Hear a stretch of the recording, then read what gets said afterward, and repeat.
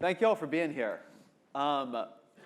We are talking about why we're polarized, but I already talked about polarization today. So Anand and I, who have Full disclosure, he came up to me about an hour ago and said, let's not, in fact, talk about why we're polarized. So those of you who came under, who were attracted by the title of the session are in for an enormous disappointment. You're acting like you didn't read my text also. Yeah. So I always read your text. the thing that we talk about privately a lot is communication.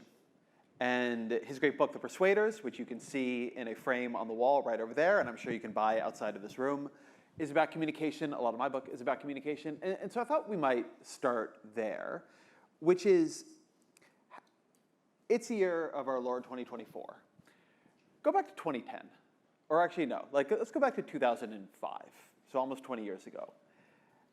How has political communication changed, and what do you think the consequence of the change has been?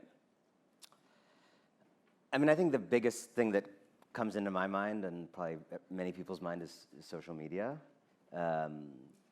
And there's a lot of things to say about it, about the algorithms and about these very powerful companies whose incentive is to, first of all, keep us there as long as possible, but also to encourage, in the case of certain apps, not all apps, encourage a certain way of talking with each other that is more of benefit to them, ultimately, to those companies. And something you and I have talked about in the past is a kind of culture of certitude, just like the worst parts of the way people can communicate. Don't be passive. How are you different in person and on social media? How do you feel it changes you? I think it makes me more certain rather than curious. I think we all have both sides. The side you share, again, not every, right? I'm talking about Twitter specifically, which is really the only one I'm very active on, or was very active on. I think quicker to go from disagreement to a kind of, there's something wrong with you, as opposed to something wrong with your idea. I think it just turns all of us into like little demagogues, in which, the rightness of a thing or a position is sort of balanced against like the incentive to get a lot of onlookers excited by stuff. And, I don't want to put you on this or get too personal, but something, when I interviewed you for this podcast thing that actually didn't get greenlit, not a big deal. You said something to me that actually... I guess I wasn't very good. Yeah. I think the problem was me. You said something to me that actually really stopped me in my tracks and made me, I think, recalibrate my relationship to social media, to Twitter, which was that when you either first started spending time on it or had spent some time on it, it immediately flashed you back to school and bullying, and you just realized oh, this is the exact same emotional loop. That was a very important moment. Just when you said that in that conversation years ago, it didn't necessarily break my addiction in the moment. So all of those things. And then if you look at, I don't think it's the only thing. I mean, I think there's money and power. There's capturing media. There's the death of newspapers. There's all kinds of forces that affect the discourse. But that, for me, in my own life, has been a very big force. Do you want to talk about that emotional loop? Yeah, that you were telling sure. me about? So when going all through school, I was heavily bullied. The way human beings interacted with each other was a total mystery to me. To some degree still is, but I fake it better now. And but the thing that was very clear as a kid who wanted to be liked by other people, but often wasn't, was that what mattered in the schoolyard was not the thing you said, but the mood of the crowd towards you when and after you said it. And a statement that was totally innocuous could go anywhere, depending on what sentiment was going to come over the people or be pulled towards the people when you said it. That there was a no-win dynamic to that. And I noticed that very quickly maybe not quickly enough, but on social media, that what social media often is a kind of contextual layer on how you should understand another person's speech, right? That's what the quotes are, and this was happening all over. That when people are given that much information, as soon as they encounter what you're saying about how they should understand it, how they should react to it, what is actually said loses any force, because people begin just sort of moving with the sentiments of the crowd. To connect this back to the thing we're not talking about, which is polarization, the reason I think this kind of communication is important for it is, so polarization is simply a measure of how different we are from each other, or how different we believe we are from each other. And if you dig into that question, you get into this very interesting question of like, well, who is each other, right? And so what it is giving us our sense of what we believe, what people like us believe, what the other side or other sides believes really matters. And when that thing was, say, newspapers and the nightly news, that's like a lot of comments from people at very high levels of political power, right? They're sort of chosen by parties or consensus figures within their parties at the very least, or were at one point. And so you get this kind of more open, tuned at the middle kind of communication. When that moves to what is working in high engagement social media platforms, when it becomes about what Matt Gaetz is saying, and what kind of whoever is dominating there is saying, you get a very different idea of who the other side is. And that may not be who they are, but if that's who you're seeing, that is who they are to you. And then you respond in kind because it's a larger threat to you, and you get this sort of like repulsion effect. The other thing I would say, which, I don't know, are other people here like strange Dead End or Marshall McLuhan fans the way I am? Anybody? We are very different in different places. I don't believe in the idea of a stable self. I don't believe about it just in life, but I really don't believe it in communication. And you may have had this experience, but I have it a lot, where I will invite somebody onto my show, onto my podcast, who has very, like, what I would think of as either very negative towards me opinions, or just very, like, negative opinions generally. And I'll know those opinions from social media or something like that, and then they'll get on the show and be in human communication with me, and they can't say to me what it is they've been saying in so many other places. Like, it's actually too physically uncomfortable. What is totally fine when you're typing on your keyboard, when you're sitting there with another human being, is intolerable inside yourself. And no one of those people is a real one. The more open-minded person I get on the show is not more real than the keyboard warrior. But the problem is that if you begin to have a politics built around keyboard warriors, you begin to have a politics built around that sense of self. And this is something I'll throw back to you. The thing that I've seen a lot in politics, and that worries me so much about the way we communicate in it, is that I watch people become more like their political communication styles over time. This idea that, like, it's not a stable self, but it becomes more yourself. You have to, if you've been attacked for it, you have to defend it. You sort of dig in, right? That there is a way, and I watch this, I feel like, happen in Congress, that as they were all competing for cable news slots and followers on social media and attention, they became more those people and not the people you would kind of hear about, or have seen them be before. And so, like, I think that's a question that I have and that I worry about, that how does the way we talk to each other in politics now change us? I don't just mean change our politics, but actually change who we are to each other, or who we are alone in ourselves.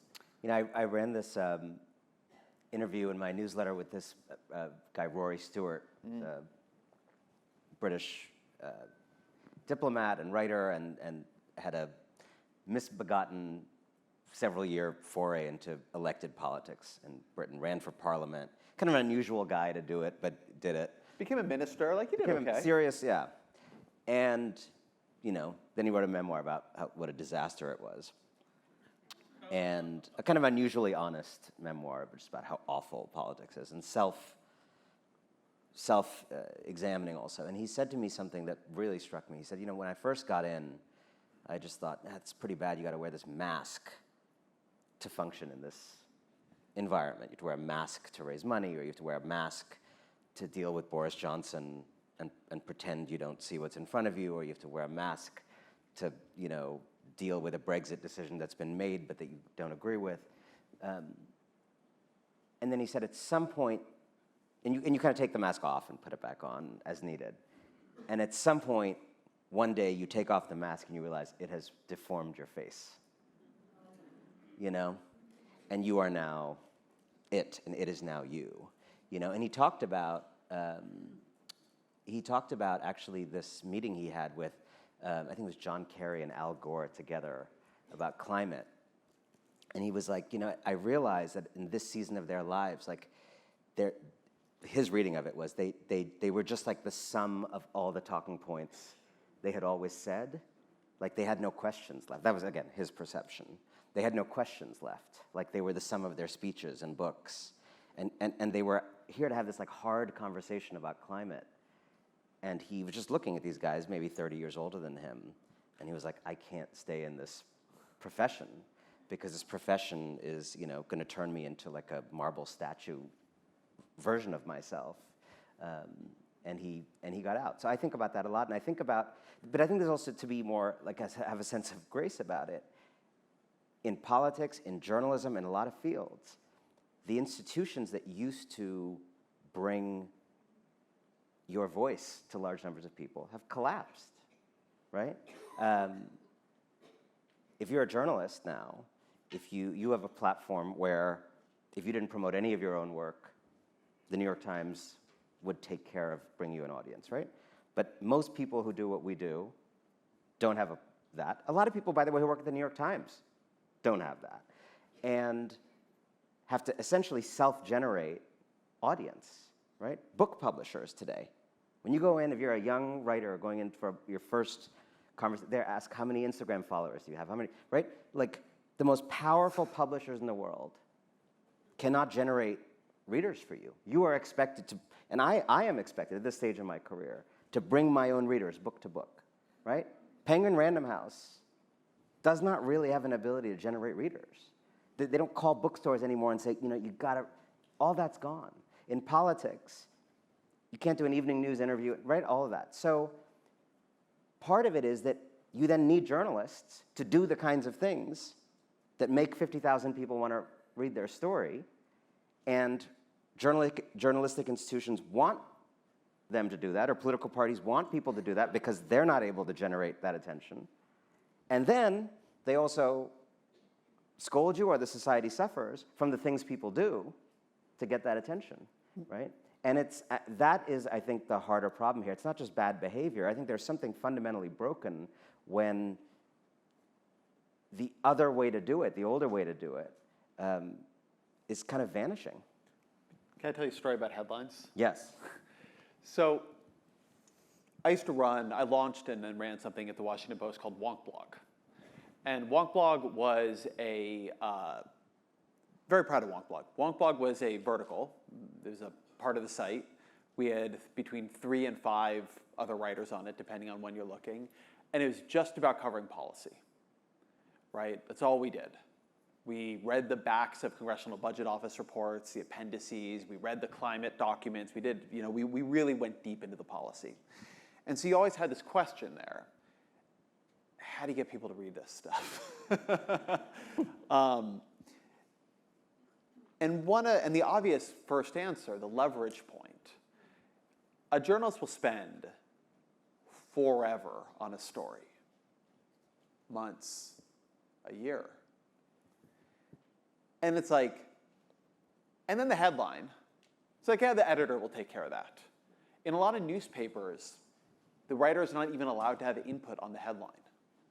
That's typically the rule at the New York Times. A writer cannot be part of the headline process. So the part of your story, the words that are most important to whether anybody ever reads it, get the least attention. It's the last thing done. Everybody just wants to get the story in the paper or the magazine or up on the site. No attention. But the headline is like all that matters. So back in the magazine days, and you all see this, like all the headlines were puns, you know? Like all headlines were like raising the bar if it was about the Supreme Court or something, because it was lazy. So at Wonk Blog, I instituted this thing called the focus group. So for every headline, you had to come up with 10 headline variants. And then we would, in our little internal chat room, vote on the best one. And this made our headlines much better. It forced a kind of work to go into them. Then you could get at least some feedback on whether or not they were good. And this is great at Wonk Blog, right? Because it was all about policy, and we were just trying to get people to read the policy. And we did. We were the highest traffic part of the post at that time. Then I launched a place called Vox, and I brought the same headlining approach to Vox. Vox was general interest, and it was also much bigger. So now your headline is being voted on by 30 people, by 10 people, by 15 people. Before at any given moment, 2 other people were seeing it. And over time, I noticed that on the one hand, it was still working to give us these great headlines. It was bringing in a lot of traffic. But it was cranking every headline up to 11. In any given focus group, completely rationally, everybody would vote for the most appealing headline. And the most appealing headline was one that delivered the strongest shot of emotion right into the arm. And that was great for that story individually. Spread out across the site, spread out across years, it turned the intensity level too high. And it exhausts the audience. And this was happening throughout the media. I didn't make up the headline focus group. It actually came from a site called Upworthy, which famously would make you do 25 or 30. These were these and invented what gets called the curiosity gap headline. It's like, this woman bought a cat and you'll never guess what happened next. There's like a lot of that. The cat died, by the way. Yeah, it's unfortunate. Downworthy. Yeah. But it makes me think of what you're talking about there a bit, which is you have these dynamics that emerge that are individually rational and collectively irrational, and this is particularly true when you don't have this institutional authority, these institutional distribution mechanisms. When everybody and every institution is in a hyper-competitive market, every writer competing with every writer, every institution with every institution, you never really have guaranteed audience. And even if you do have guaranteed audience, you actually know how you're doing vis-a-vis all your colleagues, right? Back in the day, when the New York Times opinion page was out a page, I wasn't on it then, but I didn't know if more people were reading Ross Douthat or me, but now I do. And What's the answer? I want it to be me. And so that's this pressure to kind of keep turning up the dial, right? Outcompete everybody, but then as an industry, the dial is always, it's like broken at 11. And then it's exhausting on the audience. And we're polarizing people. It's an endless thing, the headline, that the story is more nuanced than the headline, but people share the headline, they screenshot it, whatever.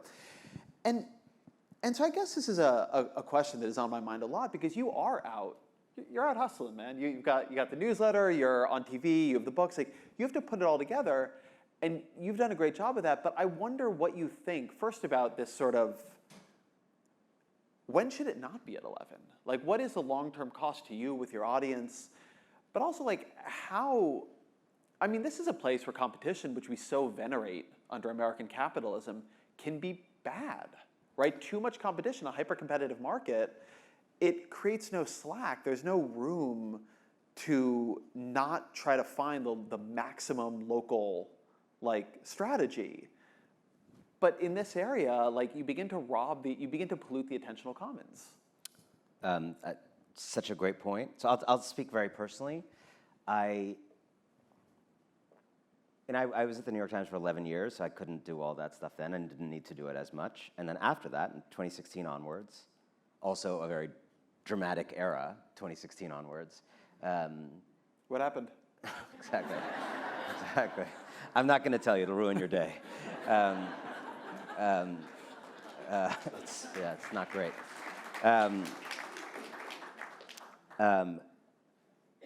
I was fully independent for the first time, could say what I wanted, no social media rules. And I, for a long time, have mainly written books. That's 80 to 90% of my time. And then I would say, Twitter, TV, and a newsletter, right? A newsletter more recently.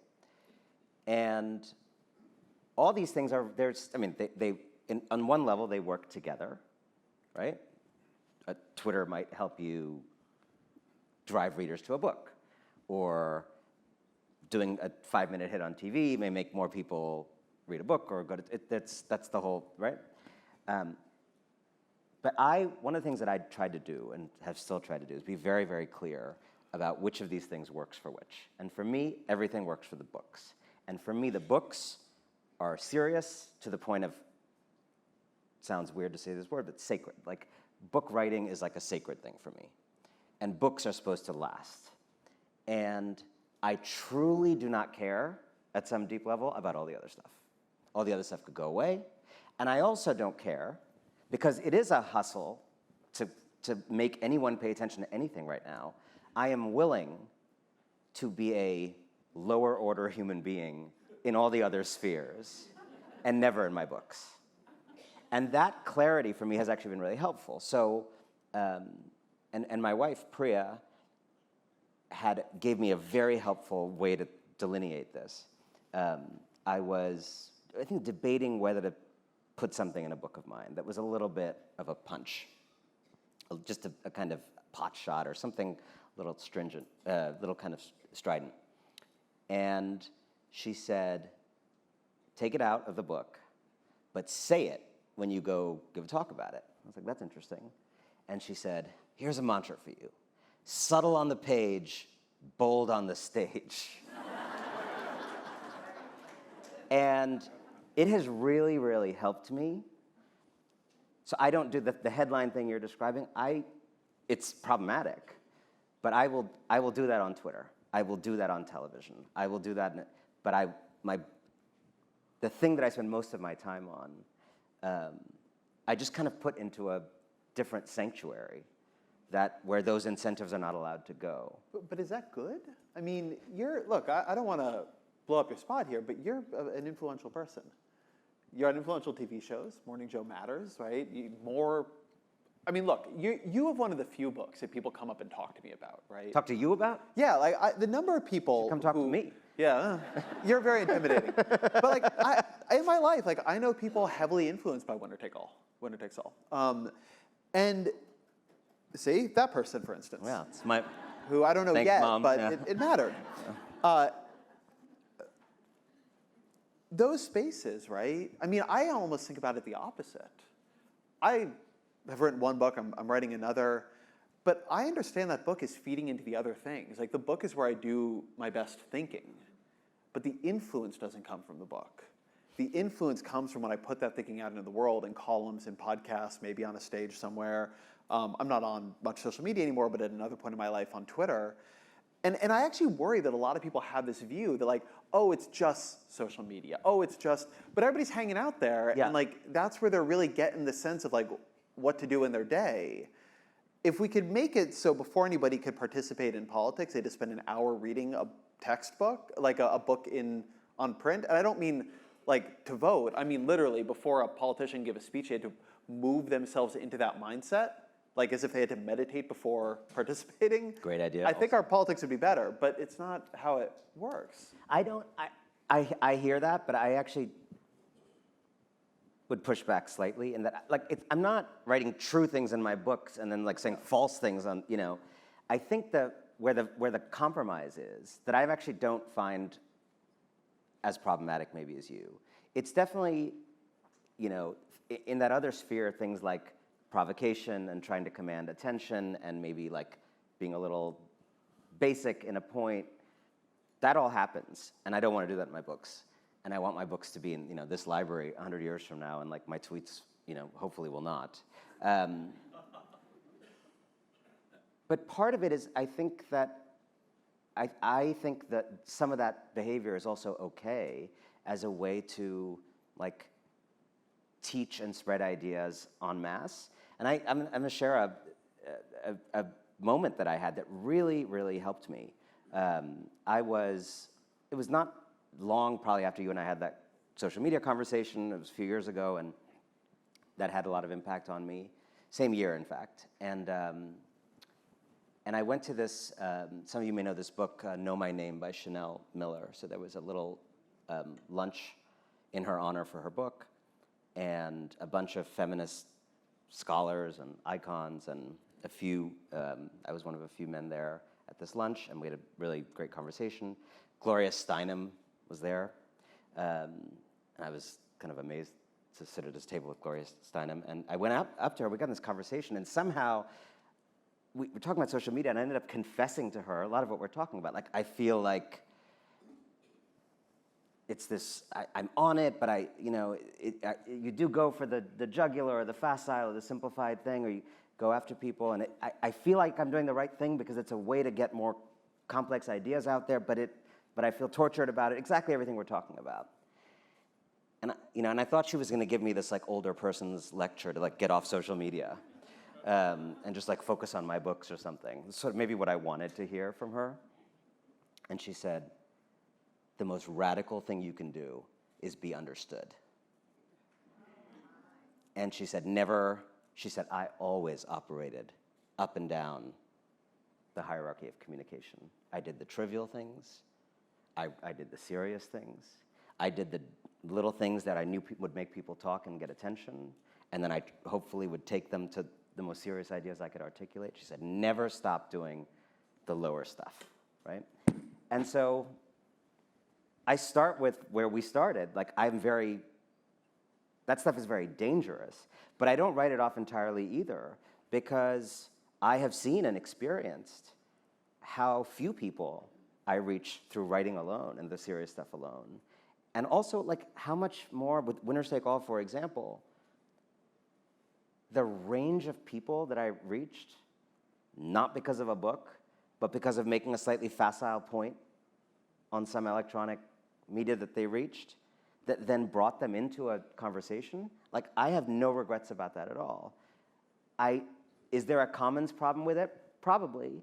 But I think also, like, human beings learn the way we learn, and most people don't go to a book as the first thing.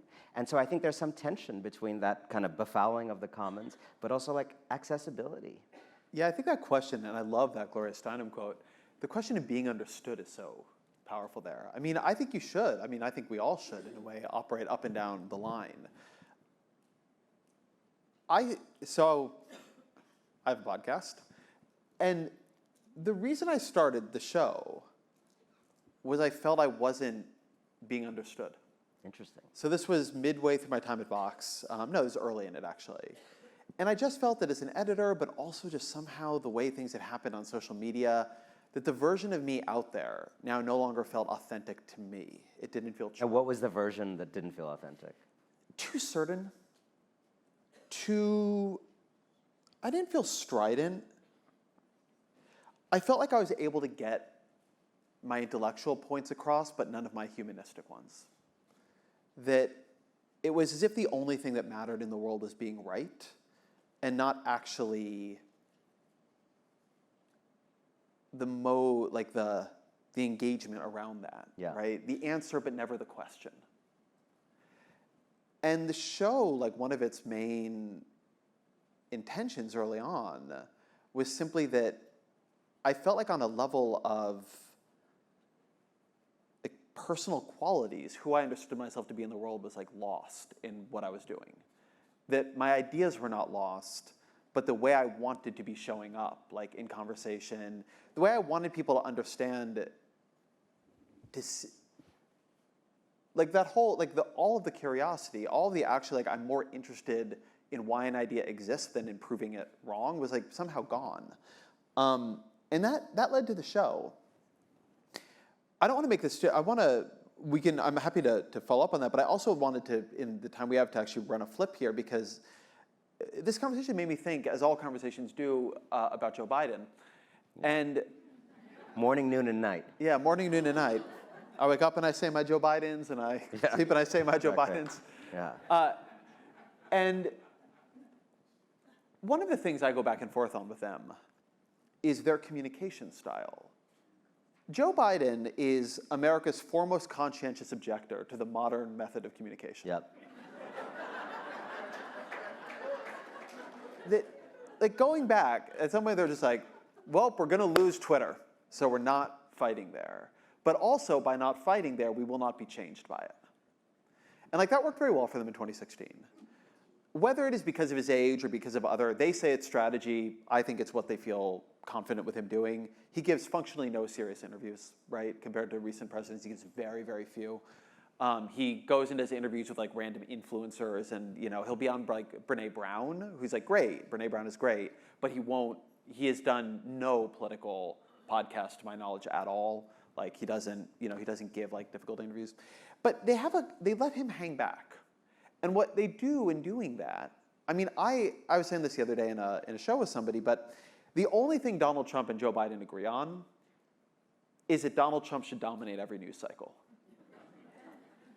And Donald Trump's view is that if he dominates every news cycle, people will vote for him. And Joe Biden's view is that if he dominates every news cycle, people will vote against him. And so this kind of interesting thing happening at the top end of politics, which is this collision of the most perfectly opposite communication and attention styles that exist today, right? Like the foremost attentional street fighter of our age, like a golem summoned from the depths of Twitter and Fox News. You gotta save that phrase for a column. Yeah, right. And Biden, who basically doesn't do any of it. He's out there presidenting and hoping for the best, basically. I'm curious how you think about it. So I fully agree with that premise, and I think I have a very strong point of view here, but I'm also very self-skeptical of my point of view here. Like, I think it's an enormous mistake, what you just described, to be frank. And I've communicated that in every way I can to very zero effect. Well, it's because they're not in any of those places. Yeah, exactly. I think, and I don't think it's just Trump and Biden. I would actually argue that pretty broadly it is, with some exceptions, the kind of more serious, policy-oriented, wonky, like data-driven political left, and a right that has kind of really embraced, beyond Trump, outrage, kind of inherently viral stories like the border over like more complicated things like building an immigration system, that has fully oriented itself around like what travels online. And I think and Biden encapsulates this, but I kind of want to make the point that it's not just because he's old or like, I actually think there's an issue in which I think when you're in this kind of loggerheads, you start defining yourself against the other person, as you were talking about in polarization. I think that's also true in communication. And as the right, in my estimation, as the right has become more facile and more like prone to playing to emotion, et cetera, I think it's become a self-identity on the left to not be that, right? And there's certain great things about not doing that. It's like not being liars, excellent. Like not, not having hate as the like driving engine of your politics, like excellent. These are great distinctions. I think there's some baby bathwater stuff where there's other elements of what the right's operation that one should not reject just because they're doing it too. For example, like playing to emotion in general, I think is looked down on many sources of the left. And this is really, it's the moderates, the progressive, it takes different forms. I wrote... Say more on that. Why do you... Because I think most communication still, including among Democrats, I think of the things that I hear Gavin Newsom saying or whatever, they're playing to a kind of... Tell me why you think that. Gavin Newsom to me is actually an exception to this. He's someone who I would say has learned this lesson. I actually had this conversation with him precisely about this. Oh, interesting. At the Code, that Code event that you used to be involved with, probably one way or another, last year or the year before. I think there's okay, so let's take some different people. So I wrote about Bernie Sanders in 2019, right? In your book, The Persuaders, which is on sale outside. Wow, thank you. Thank you, so nice. Why We're Polarized by Ezra Klein outside. Like in Bernie's, it takes different forms, right? Bernie like refused to tell his personal story, right? In any form, or use the self. Okay, first of all, it's very obvious that this is a major part of politics. Second of all, there's nothing particularly dirty about like telling people, but he just like had this contempt for it. This guy's mother died when he was 18 seemingly sort of in a bad healthcare, like not able to quite get the healthcare that's his signature domestic issue, healthcare. It killed your mom.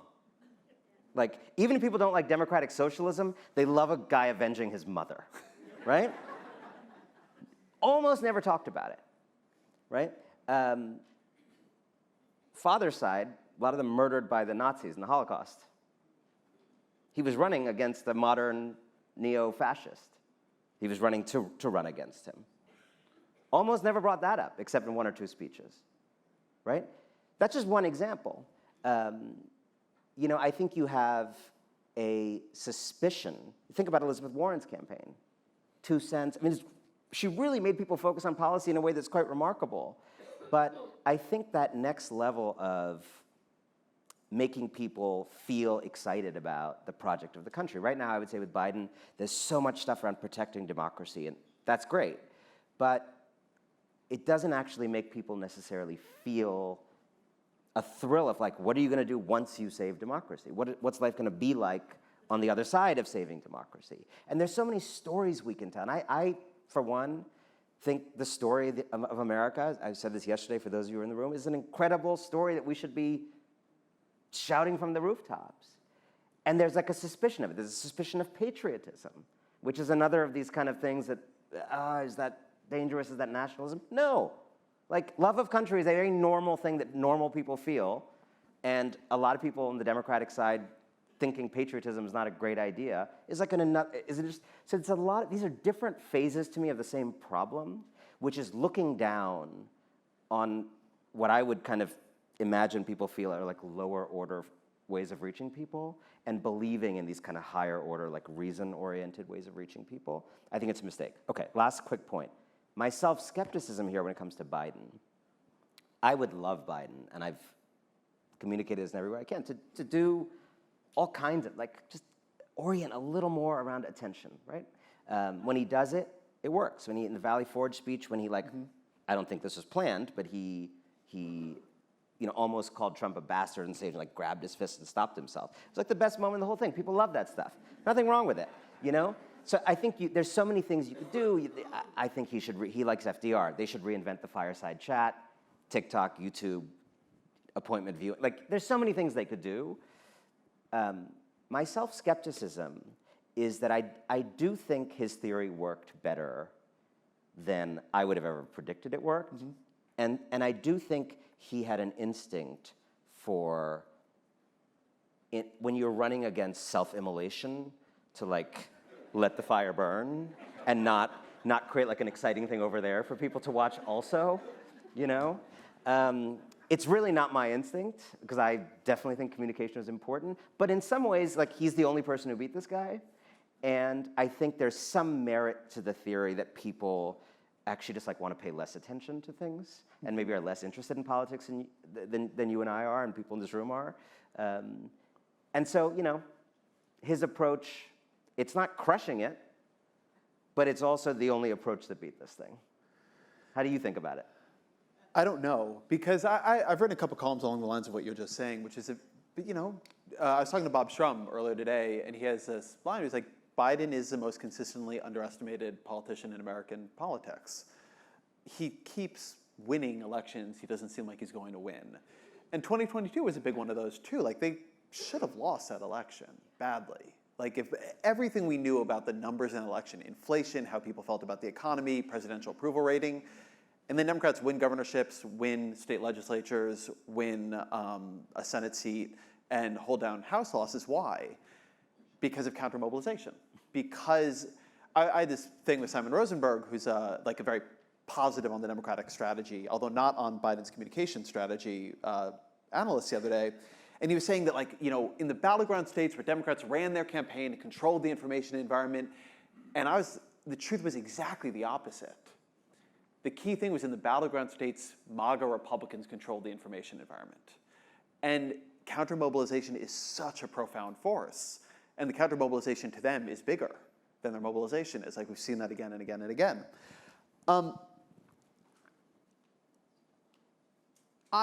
The problem with Trump and Biden is you're dealing with thesis and antithesis, right? You're dealing with these, like, these opposites. And Biden is not, in my view, what you would ideally want is synthesis of this era's lessons. And we've not found that politician yet.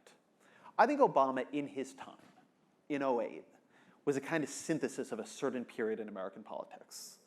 He was a kind of synthesis of the intense patriotism of George W. Bush, right? This Americanness. And at the same time, this critique, this rising, changing country. And what he did that was so dangerous to the right, and I think they always understood how dangerous this was correctly, was he took the story of America away from them for a period of time. Yep. He said, there is this great story of America. America is this great place. The left is wrong about that. America is wonderful, and what's so wonderful about it is that people who in every generation get out in the streets and make people like you part of the past. And it was a very actually aggressive message delivered very gently, right? He told a story of America where the American heroes were not the people who thought America was great in its moment, but who made it better in the next one. And he took patriotism from the right for a period. In this period, I think you have this this issue of at the same time, politics is too much and too little, right? With Trump, it's too much. People don't want politics at that level in their lives. With Biden, it's arguably too little, right? What's the comedian? I forget his name, but it's like the liberal message is let America brunch again.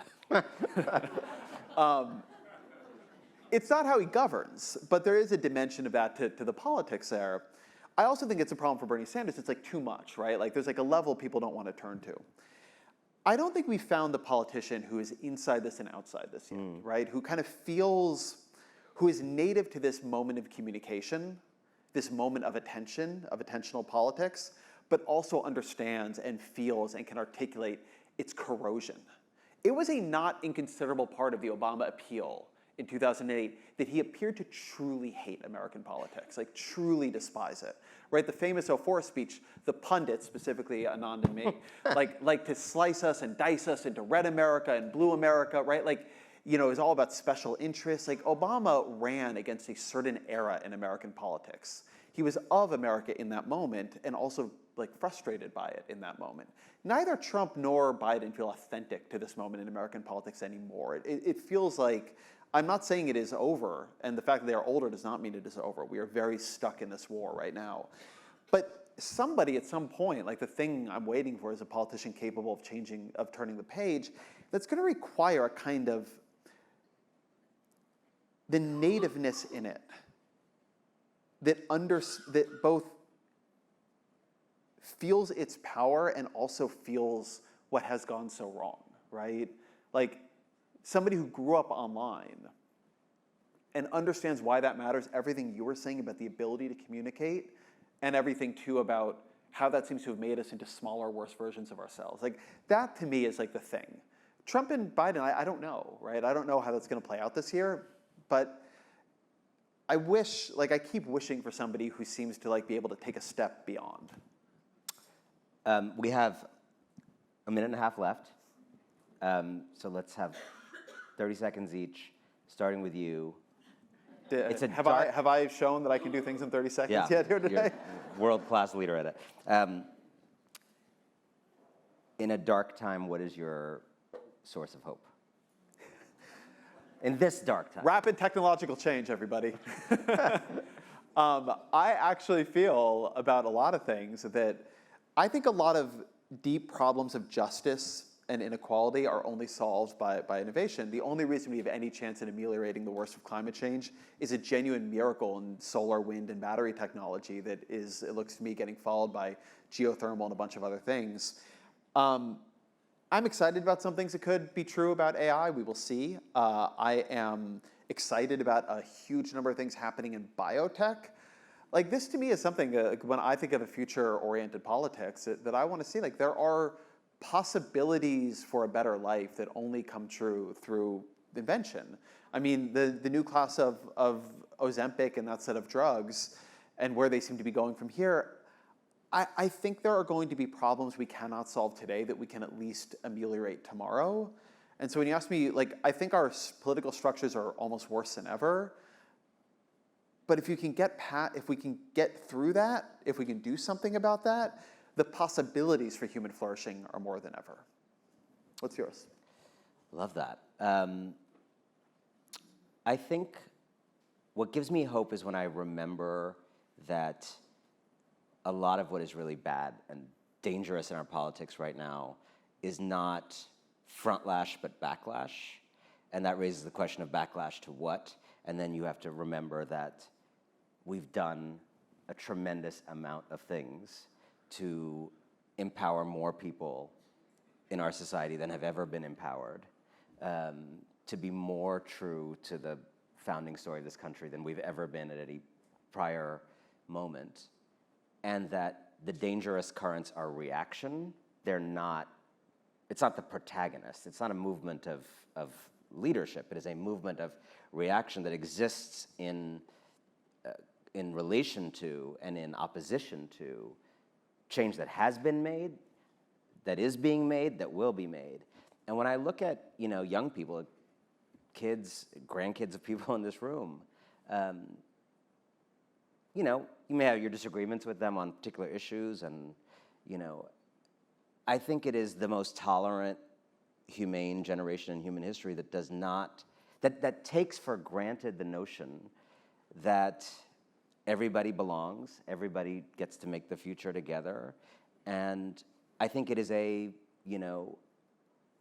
joyous break from the way many of us grew up, the way many of our societies ever functioned before, and it just helps me remember that these very dangerous movements are kind of barnacles on the ship, but they're not the ship.